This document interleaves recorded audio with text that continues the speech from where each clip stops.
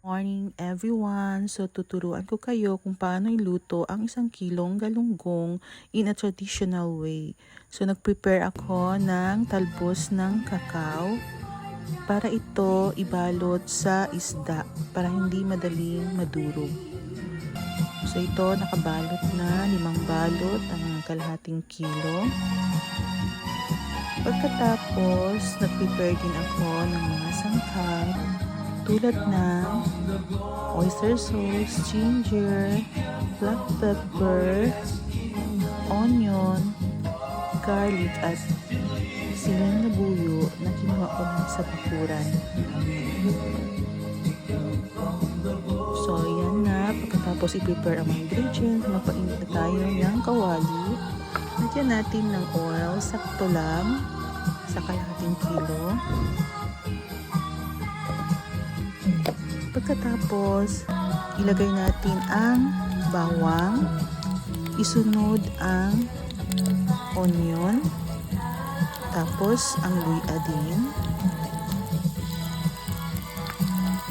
at ang siling na buyo. So, buo lang yung siling na buyo, tapos igisa-gisa. Pagkatapos ng isa-isa, ilagay na ang isda. Dahan-dahan. So, parang arrange talaga yung mga isda na arms forward. Joke. So,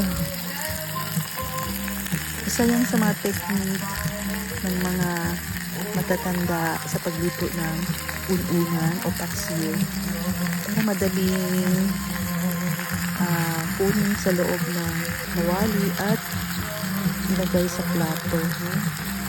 At lagyan natin ng black pepper,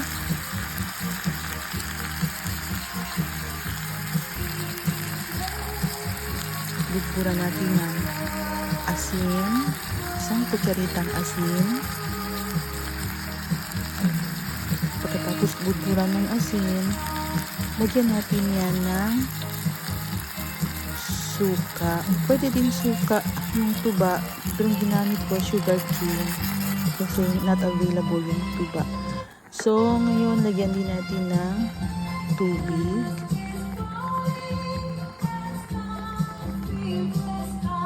Pagkatapos lagyan ng tubig, takpan natin yan hanggang maluto.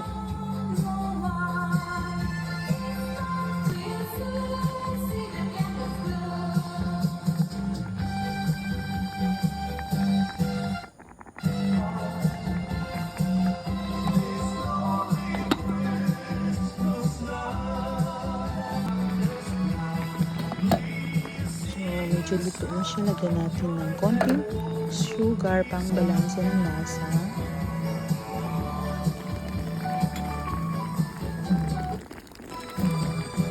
Lagyan natin ng konting bitchin, konti lang, at oyster sauce.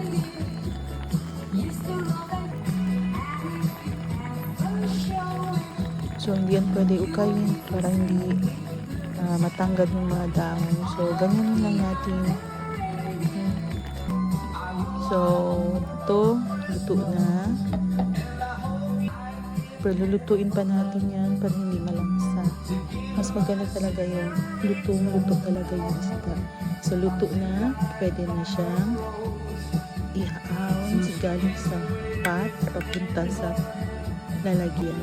So, madali lang ang pagkuha sa isda at hindi siya nadudurog. So, nandyan na. So, thanks for watching and listening. Sana may natutunan kayo sa akin for today. Ito ay less than 100 pesos lang ang gastos. Binili ko lang yung galunggong sa halaga 60 pesos. Tapos yung mga ingredients, less than lang yan. Yan umabot ng mga 50 pesos. So, that's all. Meron na kayong masarap at masustansyang ulam at hindi yan madaling mapanis. Thanks!